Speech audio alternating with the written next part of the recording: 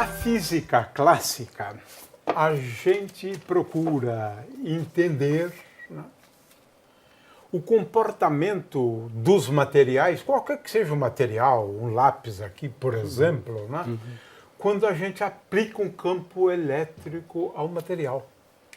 Como é que ele reage? Na física clássica, a gente classifica os materiais, né, em condutores e isolantes, né? Mas não existe uma linha tão bem definida, mas não importa, né? A gente classifica, então, os materiais em isolantes, né, ou dielétricos, é um outro nome, né? E materiais condutores, né? A diferença, basicamente, é a seguinte: quando você aplica um campo elétrico a um condutor, o condutor tem muitos elétrons livres, a gente diz isso mesmo, elétrons livres, tá? E quando aplica, eles têm facilidade para se movimentar, então você gera uma corrente elétrica, né? Então conduz, né, uma corrente elétrica, né? Os elétrons se movem, né, gerando uma corrente elétrica. Nos condutores, não, né? Agora, a gente vai ver aqui que existem bons condutores, maus condutores. Então, é isso que a gente vai estudar agora, né? Na realidade, é a questão de como um material responde a um campo elétrico aplicado ao material. É isso, né? Claro que o campo elétrico ele é gerado por diferenças de potencial, que é o que o Cláudio vai fazer aqui, né? Aplica uma diferença de potencial entre dois pontos, mas o que está ocorrendo ali é a criação de um campo elétrico, é isso que importa, né? Muito bem, então eu quero que preste atenção também na primeira parte da experiência dele, porque eu acho que aquela primeira parte já é fantástica. Então vamos lá, Cláudio. Vamos lá. Bom, então o circuito é muito simples. Eu liguei esse fio na tomada e eu tenho aqui uma lâmpada que está em série com o circuito. Então, em série significa que ao encostar um terminal no outro, né, ele vai acusar a passagem de uma corrente elétrica. E a intensidade é bem forte, A intensidade é bem forte. Então, essa é uma lâmpada de LED, né? Uma lâmpada de LED, ele consome muito pouco, tem uma resistência alta, então qualquer passagem de uma corrente elétrica pequena, ele já é capaz de acender, né? Então vamos ver, por exemplo, um pouco de água, né? Água comum de torneira. Para uma lâmpada incandescente ela nem acenderia, né? Porque a lâmpada incandescente precisa de mais corrente. Então vamos colocar aqui nos terminais, aqui nas pontas, né? Nas bordas, e a gente vê que ele começa a piscar. Então, o campo elétrico aí se reduz por um fator 80, mais ou menos, que é a constante dielétrica, né? Da água, né? Então, é por isso que a lâmpada quase que não acende, né? Existem alguns íons, né, dissolvidos, alguns sais na água, né, dissolvidos. Agora eu posso melhorar a condutividade da água colocando, por exemplo, um pouco de sal, né, NaCl. Esse é o pulo do gato agora. Então, o sal colocado aqui na água, a gente percebe que a lâmpada já não pisca mais. Se eu misturo um pouco. Olha só a lâmpada, como está melhorando. Praticamente ela... Veja, a água... na verdade, a água é um solvente universal, né?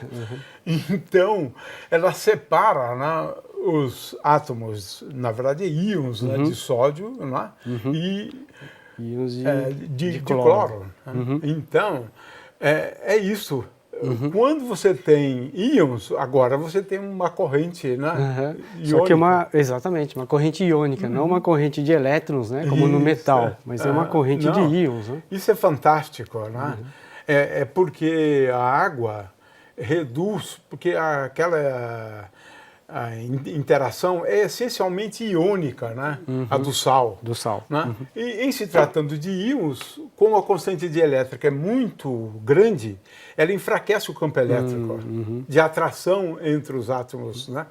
E aí realmente eles separam né? O cloro do sódio. Ok.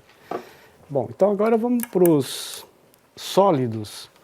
Então vamos ver, para essa tensão aqui de 127 volts, um pedaço de plástico, por exemplo, né? Ele é um ótimo isolante, né? Mas se eu aumentar a tensão em altas tensões, isso pode ser que não seja mais um bom isolante, né? Então tem que tomar cuidado na questão do que é isolante e do que é um condutor, né? Então muitas vezes a criança ouve dizer que a madeira é um bom isolante. E muitas vezes isso não é verdade para altas tensões. Então a criança vai pegar uma pipa, né? Então não acende porque não se forma aqui uma corrente elétrica, exatamente. Né? Não tem elétrons soltos, livres, né? Livres, né? Elétrons livres, né? Exatamente. Então com isso o material é claramente um isolante. Um isolante. Agora um pedaço de latão.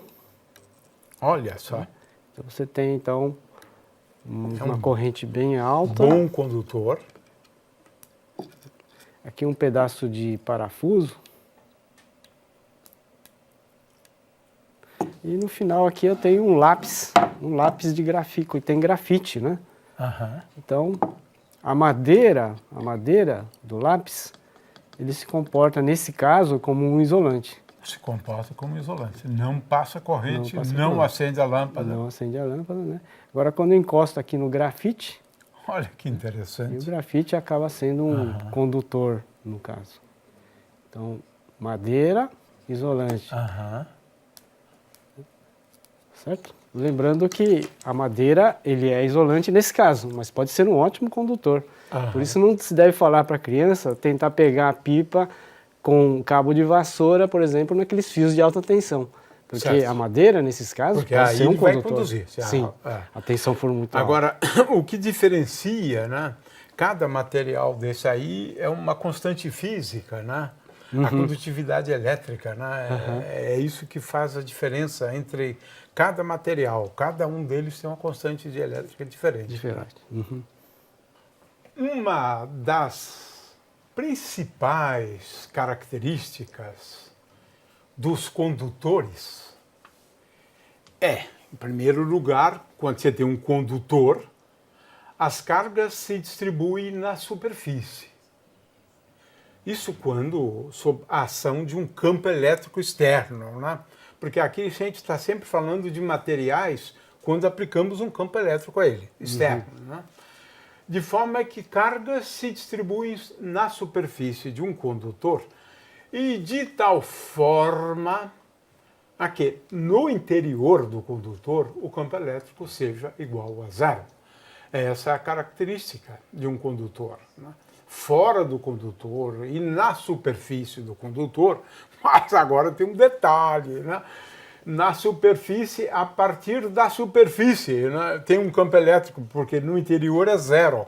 Então o campo elétrico tem uma descontinuidade, que é uma situação realmente interessante, né? Uma grandeza física que tem uma descontinuidade, né? Você não pode determinar exatamente o valor na superfície, né? Um pouquinho acima e um pouquinho abaixo. Um pouquinho abaixo é fácil, é zero.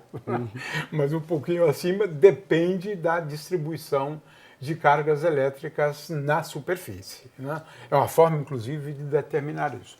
Bom, o Cláudio vai fazer várias experiências, né, onde a gente faz uso disso, né? E um uso é a gaiola de Faraday, que ele vai explicar agora. Bom, aqui então nós montamos uma gaiola, usando realmente uma gaiola de passarinho, né?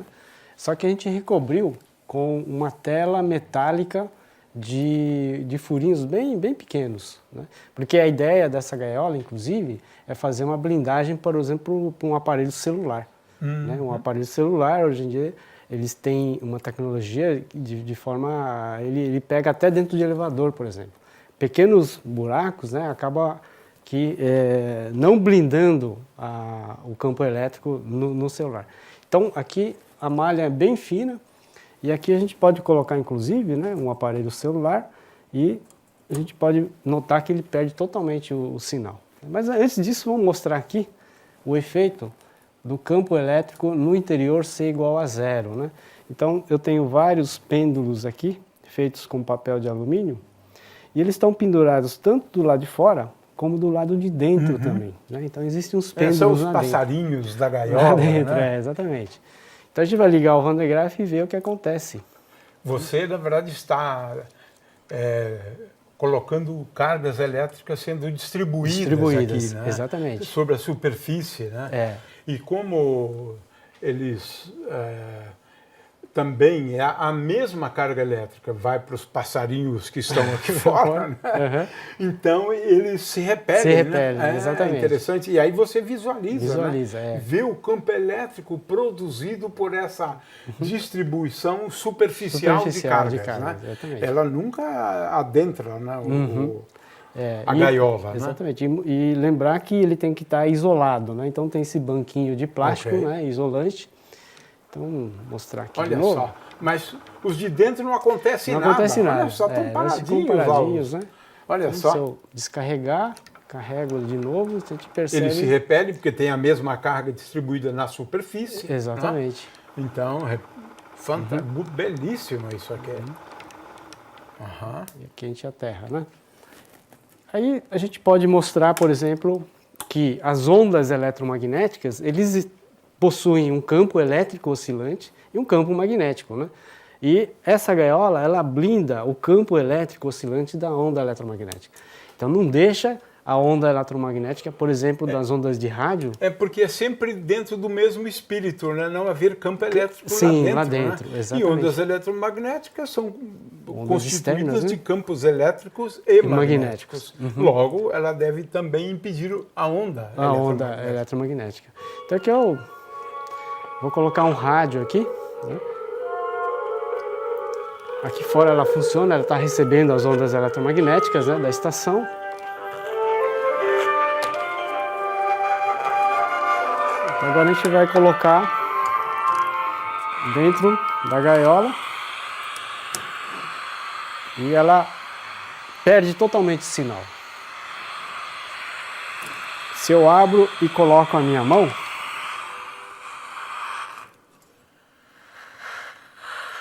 ouvimos com a Orquestra Filarmônica de Roterdã, regida por perfis antigos. A minha mão serve como antena e eu permito, né, que as ondas Com ele e Daniel Pinelli. sejam captadas, né?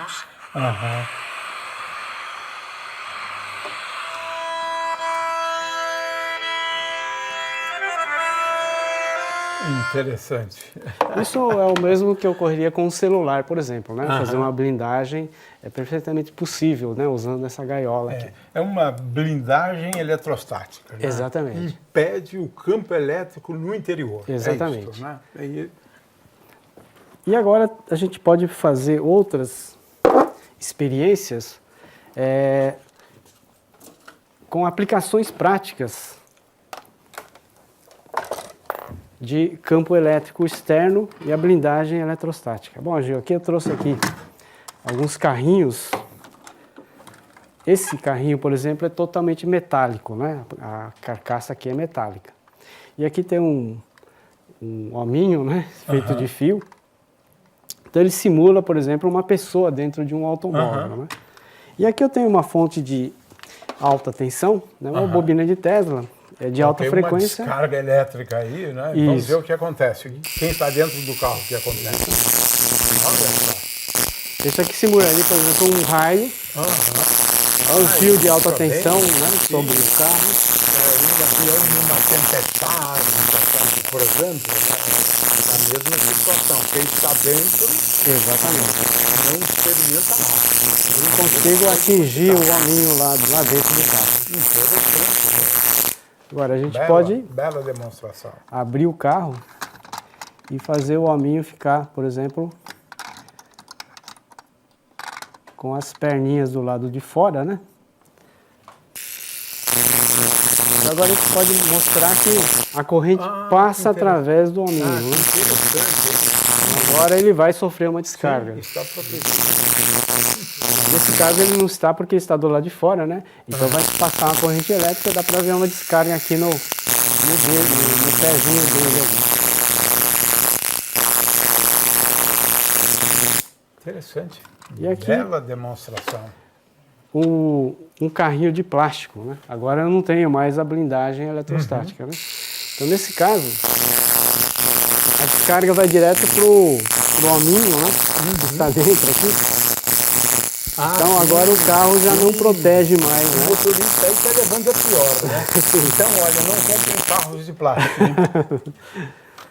E aqui uma outra situação que ocorreu já em trios elétricos, que um fio de alta tensão caiu, por exemplo, no caminhão do trio elétrico. Muitas pessoas que estavam do lado de fora, né, no chão, ao lado do trio elétrico, morreram. Né? E pessoas que estavam sobre o trio elétrico não sofreram nada. Ah, interessante. Então a gente pode simular a queda de um fio de alta tensão, por exemplo, né, no trio elétrico. Olha só o que acontece. Com as pessoas, né? Exatamente. Uma pessoa que esteja do lado, né? Interessante, olha só. Então, essa é boa. Várias muito pessoas morreram, né, ao redor, mas as pessoas que estavam em cima... Isso não acontece nada com ele, né? Está no mesmo potencial, né, do carro. A não ser que a queda fosse em cima dele. Então, isso é uma aplicação prática interessante. Né, bacana sobre gaiola de Faraday. Eu não sei o que o Cláudio pensa, vou ouvi-lo depois, mas eu acho que tudo mudou no ano de 1800, né? Mudou muito, o mundo mudou muito. O que aconteceu naquele ano? Volta descobriu a pilha e elétrons começaram a se movimentar, né, a nosso favor. Né? Tudo mudou. Né? Com o primeiro gerador, né, de corrente elétrica. Né? E corrente elétrica é o que faz a diferença entre o nosso modus vivendi do século XXI, quando comparamos com o século XIX, o início, né, do século XIX, né? É a corrente elétrica. Né?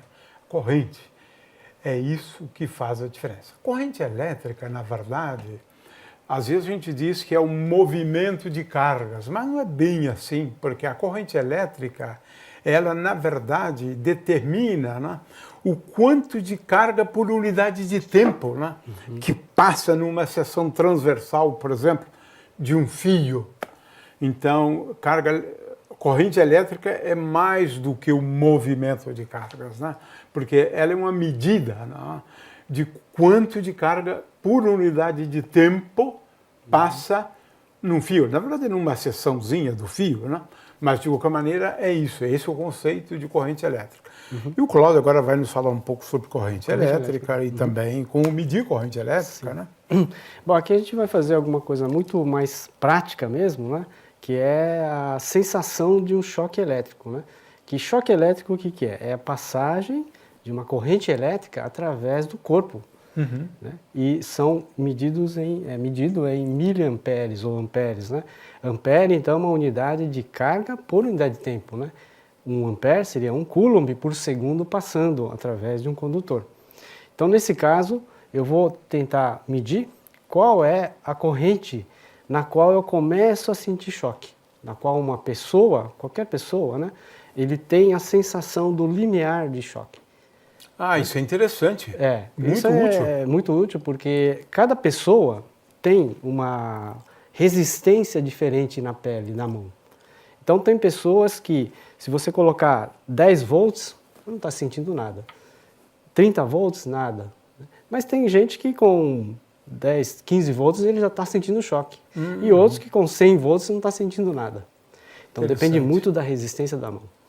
E outra, para você saber se a pessoa está levando choque ou não, basta ver a corrente que está passando. Tá. Não, eu posso ser o seu cobaia, então. Nós vamos hoje, né, determinar. Né? Isso, eu vou fazer eu primeiro, né? Então, como é que é esse circuito? Aqui eu tenho um variac, ele vai aumentando a tensão, né? Aqui são os terminais, né? Lentamente. Aqui eu vou medir qual é a corrente em miliamperes, milésimos de ampere. E aqui, quantos volts que estão sendo aplicados na mão. Então, nós vamos fazer isso uma mão só. Por quê? Porque se eu uso um em cada mão, o perigo é que a corrente vai passar pelo coração. E isso pode ser perigoso, pode dar uma parada cardíaca, um acidente, né, de você aumentar demais a corrente. Então, numa mão só já é mais menos perigoso. Então eu vou colocar aqui, né? Eu vou fazer eu primeiro para ver a diferença. Ok. Então, um dos terminais aqui e outro terminal aqui. Então a corrente vai passar por aqui. Ah, ok. Pela mão. Pela mão. Ok. Então, vou ligar aqui o circuito. Já temos 3 volts aqui nos terminais. A corrente aqui 0 mA. Então, vou aumentar um pouco. Agora, estou com 21 volts. A corrente 0,22 mA. Então, isso aí não estou sentindo nada. Está passando corrente, mas não sinto nada. Então, agora, aumentando mais um pouco. 34 volts, 35. Aqui, 0,6 mA. 0,6 mA é o limiar da sensação de choque. Eu estou começando a sentir um formigamento. Ah, tá. Né? Então, para minha pele, 41 volts já é o limite. Então, eu não posso pegar em nada que tenha acima de 41 volts, porque a partir daí eu já vou começar a levar choque. Ok. Mas isso com a mão seca. Se eu molhar a mão, já vira é outras coisas. Né? Então, eu vou aumentar para eu perceber. Agora eu já estou sentindo mais o choque, estou sentindo tremer, porque a corrente é alternada, né? Sinto aqui tremer. E dependendo da corrente elétrica, agora estamos com quase 2 mA, né? Eu já praticamente não consigo soltar. Por quê? Porque está havendo uma contração muscular e mesmo o meu cérebro mandando um impulso elétrico... Os músculos são muito sensíveis. Exatamente, são movidos à corrente elétrica. Então a corrente elétrica aqui, que está passando, é maior do que a corrente que o meu cérebro está mandando para soltar. Então eu não estou conseguindo mais soltar. Então agora eu vou... Aqui eu estou com 78 volts. Então vamos testar agora o meu limiar aí. Ok, um dos dedos aqui, né? E outro dedo aqui. Então vamos lá. Vamos começar com, por exemplo, uma bateria de 12 volts. Bateria de 12 volts, será que dá choque? Pronto. Olhando aqui, dá 0,0 mA, ou seja, você não está sentindo nada. Não. Né? Então você pode pegar uma bateria de 12 volts normalmente. Então agora eu vou aumentar um pouco mais. 19, 20, né? 23, 25. Acho que nada ainda. Já comecei a sentir. Ok. Pouquinha coisa. É isso, pouca coisa. 0,3, né? Treme bastante. 0,3 mA. Então 46 volts para você. Então é o limiar, é o limite, né? Então vamos tentar mais um pouquinho. Agora já ficou sensível. Sensível, né? Então a partir daqui já começa a ter já uma... intenso. Fica mais difícil até de soltar, né? Fica uma coisa mais... Né? Só que aí já estou com 75 volts mais ou menos. Mas é bem significativo, né? Isso. É interessante porque nós funcionamos, né, na base de... Impulsos elétricos. Impulsos elétricos, né? Então o corpo humano não gosta de concorrência, né? Com certeza, né? Porque são pequenas diferenças de potenciais, sinais elétricos, né? Que percorrem o nosso corpo, né? Mas muita eletricidade, não gosta. Todo material, quer seja ele condutor e mais ainda os isolantes, né? Eles oferecem uma resistência, né, à passagem da corrente. Né? Então você aplica um campo elétrico externo ao material, né? Claro que aquilo vai gerar uma corrente. Né? Agora, o fato é que existe uma resistência à passagem. Cada material exibe uma resistência maior ou menor, mas todos eles oferecem resistência. Por que isso? Porque a corrente elétrica ela é constituída por elétrons em movimento. Agora, num material, você tem átomos, né? Átomos. E os elétrons vão se chocando, perdendo energia, na verdade. Né? Então, nessas colisões, o elétron acelera, mas depois colide. E toma uma outra direção, ou para, ou começa de novo. Então o elétron anda em zigue-zague, na verdade, né? no interior de um condutor, estou falando de um condutor mesmo, né? Isolante, então, nem se fala, né? De forma que isso acaba sendo útil também, né? Porque a gente consegue construir resistores, né? E os resistores, de preferência, aqueles que oferecem uma resistência maior, né, à passagem, né? É claro que temos vários tipos de resistores, né? De forma que os resistores, né, eles exibem essa capacidade de resistir à passagem de uma corrente, e isso é medido por meio de uma característica, né, que é a resistência do condutor, do fio, né, a resistência do fio. Então, esse é um efeito inevitável. Os fios se aquecem, né? Vamos ver o efeito Joule depois, né? Mas às vezes a gente faz uso disso, né? Veja o chuveiro lá da sua casa, né? Com uma resistência, né? Aquece a água, né? O fato é que é muito útil, né? E também em circuitos é muito útil, né, Cláudio? Então vamos lá. Ok. Bom, então, todo o material, então, tem resistência, né? Resistência, então, como você falou, é a dificuldade, é uma característica. Agora, o componente eletrônico que tem uma certa resistência, a gente chama de resistor. Esse é um componente eletrônico, então. Então, esse resistor, por exemplo, ele marca 120 ohms. Que é uma unidade de resistência. De resistência, exatamente. É a unidade de resistência medida em ohms. E aqui um multímetro digital que eu posso medir a resistência. Ele é só colocar na escala de ohms, né, e medir a resistência. Então aqui uma pranchetinha na qual eu posso afixar um resistor e medir a resistência diretamente. Então vou colocar aqui nos terminais aqui do resistor e a gente mede aqui, olha, 126 ohms. Okay. Então, apesar de estar marcado lá 120 ohms, na realidade tem 126 ohms, né?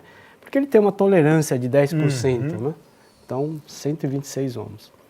Agora, eu posso pegar um outro resistor, também marcado 120 ohms, e fazer uma associação agora. Dois resistores agora, e vamos ver qual é a resistência desse outro resistor. Então, esse outro resistor tem uma resistência um pouco menor, 123 ohms. Então, colocando em série, associando em série, eu vou medir agora a resistência equivalente, a resistência total. Vai ser a soma dos dois valores. Então, eu tenho aqui 249, 126 mais 123, entendeu? Total. E tem aquela famosa fórmula, né, da diferença do potencial e da resistência vezes a corrente elétrica. Corrente elétrica, exatamente. Isso aqui é muito útil em circuitos, por exemplo, quando você quer causar uma diferença de potencial. Então, quando você coloca um resistor, ele vai gerar uma diferença de potencial entre esses dois pontos. Como você ligou em série, a resistência equivalente é a soma das resistências. É isso que você verificou aqui, né? Isso, ótimo. Exatamente. Então, agora, um outro circuitinho simples, que é uma associação em paralelo, né? Numa associação em paralelo, eu coloco um do lado do outro e eu curto-circuito aqui o terminal de um. Estou colocando aqui.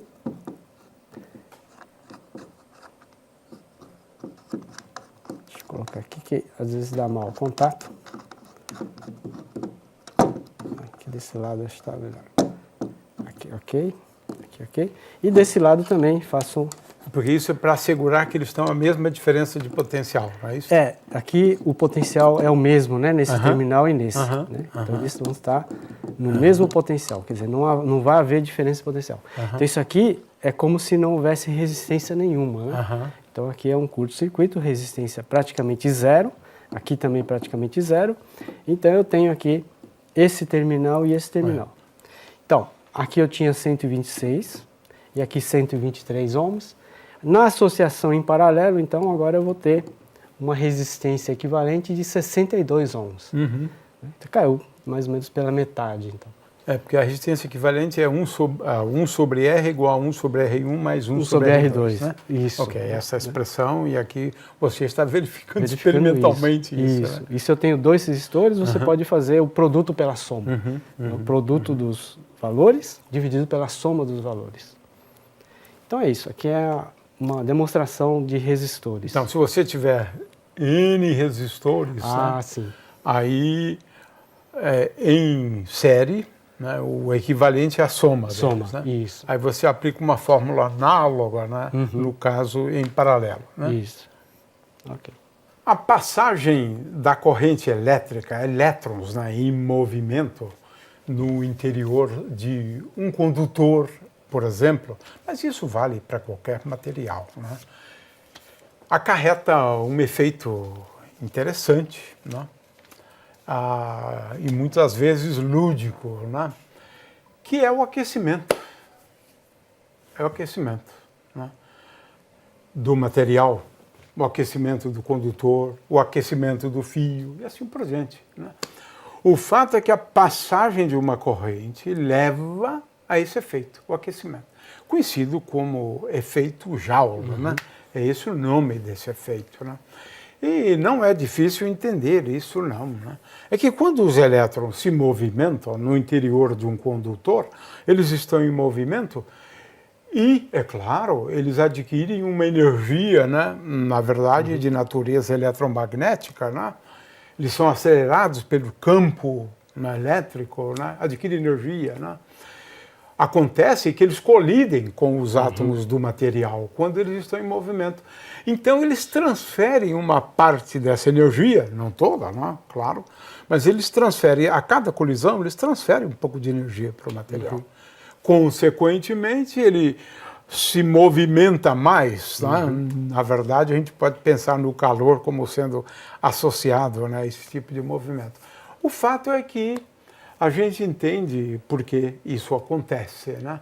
Mas é uma forma que a gente tem de transformar a energia elétrica em calor. É claro que você pode transformar a energia elétrica em mecânica, em outras formas também, né? Mas esse é um efeito bem interessante e o Cláudio agora vai ilustrar isso muito bem para a gente. Assim. Então a gente pode começar por uma lâmpada incandescente, né? Que essas lâmpadas aqui já estão proibidas, né? Não se usa mais, exatamente pelo fato dela utilizar a energia elétrica para transformar grande parte dessa energia elétrica em calor. Né? Então é muita perda. O objetivo da lâmpada é transformar a energia elétrica em luz. Lógico que há transformação de energia elétrica em luz, mas muito mais em calor. Então você tem um aquecimento exagerado que não é utilizado para iluminar. Então essa lâmpada incandescente, ele tem um fio bem fino de tungstênio. Então ele oferece muito mais resistência do que o fio que vai ligado na tomada. Okay. Então isso daqui, ele não tem quase resistência nenhuma. Então não tem aquelas colisões que você falou e quase não tem dissipação de energia. Enquanto que aqui eu tenho muita dissipação de energia, né? Então vamos ligar. Então, aqui eu tenho então a passagem de uma corrente elétrica, ele encontrando uma resistência, aquece o material e o aquecimento é que gera luz e calor. Né? Então isso aqui é uma aplicação prática do efeito Joule. Foi o Edison que descobriu esse tipo de filamento, né, no vácuo, sim, né? No vácuo, interessante, exatamente. Uma das grandes descobertas, na verdade. Né? Isso. E aqui eu tenho também outro exemplo, que é a esponjinha de aço, que aqui são minúsculos fios de espessura muito fina. Então ele encontra uma resistência razoavelmente alta. E isso aqui você pode ligar, por exemplo, numa bateria de 9 volts e fazer esse fiozinho. A passagem da corrente elétrica faz com que o fiozinho... Que aí você tem muitos condutores, né? Muitos condutores, né? E o aquecimento faz o bombril ou a esponjinha de aço, ela queimar totalmente. O aquecimento aí conspira contra a integridade física do condutor, exatamente, né? Né? Ele acaba... Isso é um perigo, né? Porque muitas vezes você pode ter uma pilha inofensiva, né? Não dá choque, nada. Mas perto de uma esponjinha de aço ele pode causar um incêndio, né? Sim. De repente está perto de um material que é combustível, papel toalha, e de repente pode ocasionar um acidente sério, né, por uma coisa muito simples. efeito Joule. E aqui um terceiro experimento, né, para mostrar de forma mais impactante, né, o efeito Joule. Então aqui eu tenho uma bobina de 300 espiras, vou entrar aqui com 127 volts, isso aqui na verdade é um transformador, e 300 espiras, e eu vou ter no secundário aqui em torno de 7 espiras. Então eu vou ter uma diferença potencial aqui, quase... 10 vezes, quase 10. É bem mais, né? Tem quantos? 12? 25 então. Ok. 300, né? Então, 312. Ok. Aqui a tensão é quase 50 vezes menor, né? Portanto, a tensão aqui, 120, vai dar mais ou menos 2,5 volts. Né? E como nós vimos na experiência de choque, 2,5 volts para mim não dá choque, né? E nem para você. Então, a gente pode testar. Né? A gente pode pôr a mão aqui, não acontece nada, porque a tensão aqui é 2,5 volts, não é suficiente para me dar choque. Ok. Por outro lado, a gente pode pôr um prego aqui. Né? O prego ele tem uma resistência já bem menor do que a minha mão. Mas ele tem uma resistência muito maior comparado com esse fio grosso de cobre. Então aqui a resistência é pequena, mas aqui a resistência já é um pouco maior.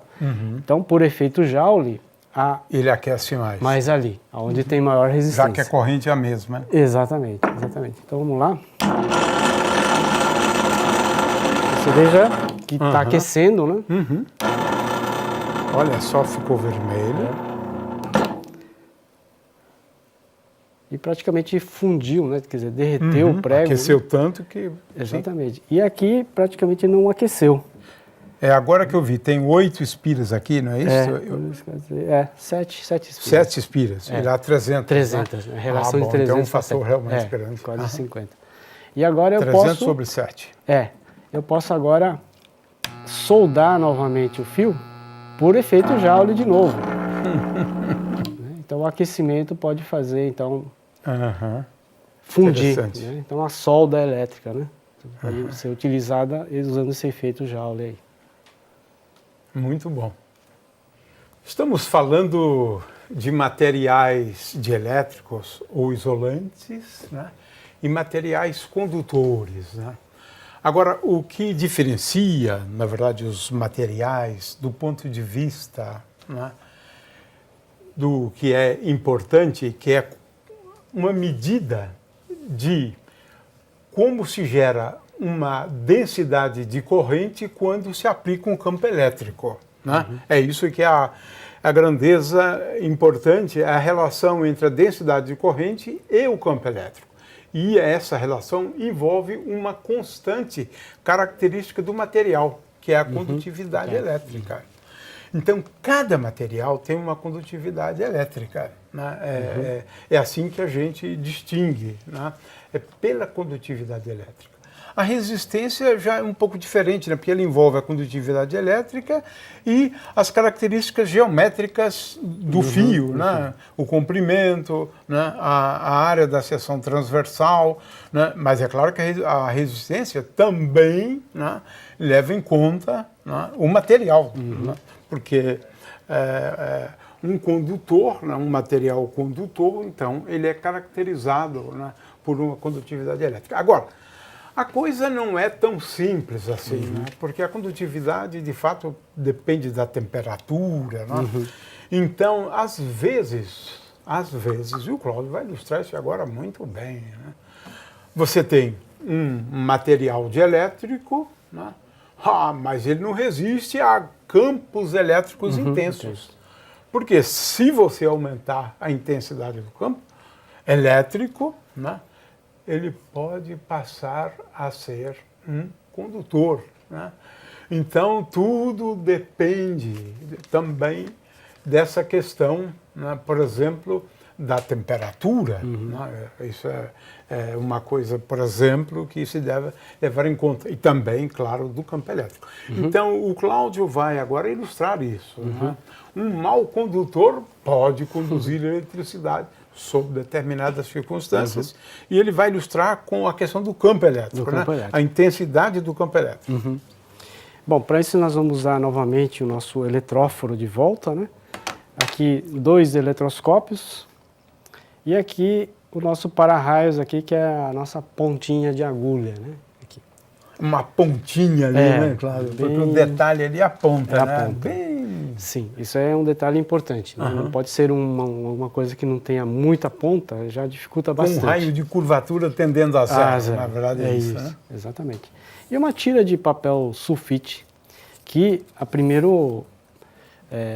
vista é um isolante, papel, né?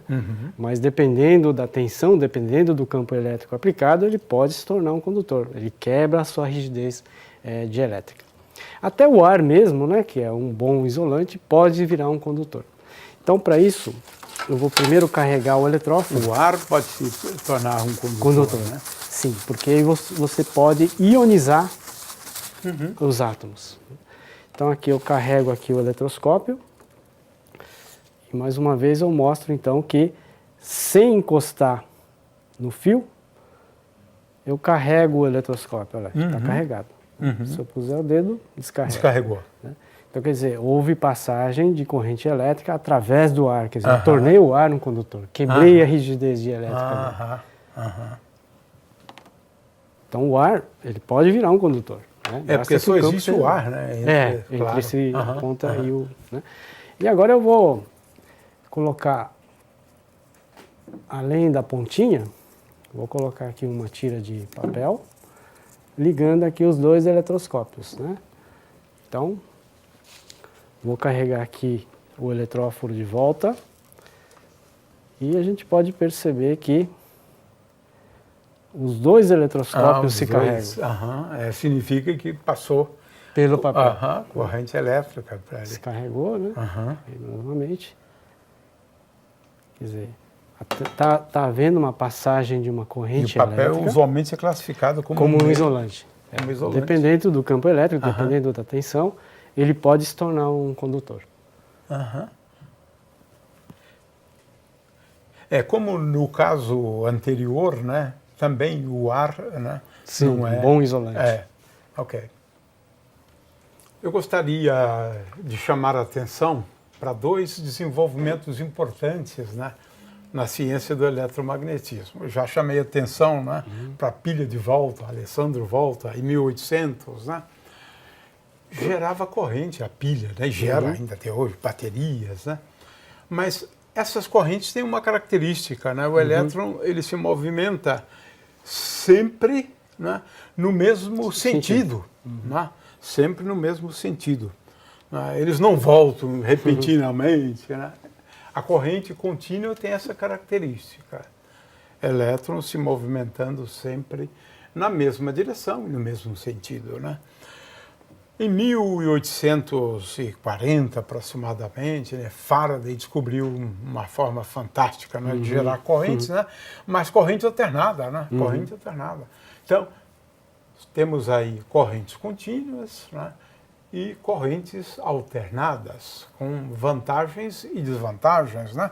Mas é mais fácil produzir a corrente alternada, né? Porque a corrente contínua, a pilha, na verdade, nós estamos fazendo o quê? Transformando energia química, né, de ligação em energia elétrica. Agora é mais fácil você ter energia potencial em grande quantidade, né? Energia cinética em grande quantidade, é isso, né? De forma que a gente pode gerar correntes elétricas contínuas, né, e alternadas, utilizando, como o Cláudio vai fazer agora, né, equipamentos simples, né, mas o que realmente gera uma quantidade enorme, né, é mais fácil gerar, é a corrente alternada. Então, na corrente alternada, o que acontece é que o campo elétrico se alterna. Esse é o problema. E o elétron não tem outra alternativa, né? De forma que ele, então, oscila. Né? É claro que depende do circuito, né? Ele realmente vai acabar oscilando, né? Mas oscila, a corrente oscila, por conta da oscilação associada ao movimento do elétron. Porque, na verdade, nós estamos falando aqui de movimentos de elétrons, na realidade. Né? Então, vamos lá, Cláudio. Tá. Então, Gil, aqui eu tenho um medidor de corrente é um medidor que é muito sensível. Ele está na escala de microampere, né? Então ele vai de 0 a 500 microamperes, né? Que 10 elevado a menos 6 amperes, 1 milionésimo de ampere. Bom, vamos primeiro mostrar o tipo de corrente de uma pilha, né? Como você falou, é uma corrente contínua. Então, para isso, eu vou ligar a pilha, mas não vou ligar diretamente, porque a corrente que ele pode gerar é muito maior do que isso. Então, eu vou colocar um resistor em série, né? Tem 12 kΩ, né, de série. Então, vamos colocar um terminal aqui no negativo, né, e outro terminal aqui no positivo e verificar a corrente, né? Você pode observar que a corrente é no sentido. O ponteiro ele fica parado, acusando mais ou menos em torno de 200 microamperes. E a corrente contínua, ele está só num sentido. Se eu inverter a polaridade aqui do ímã, eu vou obter, então, uma corrente no sentido contrário, né? Então, agora, desse lado... É porque você inverteu os polos Os aí? polos, exatamente. Então, o sentido da corrente também se inverteu. Né? Então, 200 mA, só que agora no sentido contrário. Então, esse é um tipo de corrente contínua, né? As cargas estão no movimento contínuo, sem mudar de direção, sem mudar de sentido. Agora, a gente pode ligar esse mesmo medidor aqui nos terminais dessa bobina. Bobina é um fio comprido enrolado aqui num carretel. Aqui tem mais ou menos 4.000 espiras. E aqui eu tenho um ímã. E aqui uma turbina, né, uma simulação de uma turbina. Então isso aqui representa o funcionamento de uma usina hidrelétrica. Então é uma maneira muito mais fácil de gerar eletricidade, porque você usa energia mecânica, né, em energia elétrica. Então você não depende de energia química, né? Então qualquer coisa que faça movimento, você pode aproveitar para gerar eletricidade. Tá? Pode ser, por exemplo, o vento, né? Pode ser, por exemplo, a água, pode ser, por exemplo, o vapor saindo de uma caldeira. Então é sempre energia mecânica de alguma forma de alguma ou de outra, forma, né? Estão... Ou potencial em cinética, cinética, né? exatamente. Depois, tá? Então aqui no caso uma hidrelétrica ela armazena a água numa represa, então ganha energia cinética. Essa energia cinética então gira as turbinas e a isso turbina que gera a corrente alternada, elétrica. né? Exatamente. Esse é aqui que está então movimento aí. a conversão, né? Energia mecânica e energia elétrica. E aqui a gente pode observar o ponteiro indo de um lado para o outro. Então mostrando que a corrente uma hora é num sentido, uma hora no outro. Isso. Então ele vai, vem, vai, vai. Né? Então os elétrons uma hora estão num sentido, depois no outro. No outro, exatamente. Porque elas seguem basicamente o campo elétrico que é gerado, né? Exatamente. Então eu posso ter aqui, no caso, uma fase, né? Então uma bobina apenas. Agora, se eu tivesse mais uma outra bobina aqui e mais uma terceira bobina aqui, eu poderia ter 3 fases, né? Então eu poderia ter um sistema trifásico, né? Que é o que ocorre geralmente nas usinas hidrelétricas. Então aqui um exemplo de uma corrente alternada e aqui um exemplo de corrente contínua. O que é importante aqui, Cláudio, é você destacar, né, que a corrente, na verdade, tem origem aqui, não é? Porque o que acontece é os elétrons desse fio, eles experimentam, nesse caso, a força de Lorentz, né? Porque, na verdade, né, nesse caso, o campo magnético está variável, mudando. Ah, não, ok. E gera um campo caso, elétrico. é o fluxo mesmo, né? Isso. A variação do fluxo do campo magnético, né? Que gera um então, campo é elétrico. aquela história do campo magnético variando com o tempo, né? Dando lugar a um campo elétrico. Elétrico, isso. Ok.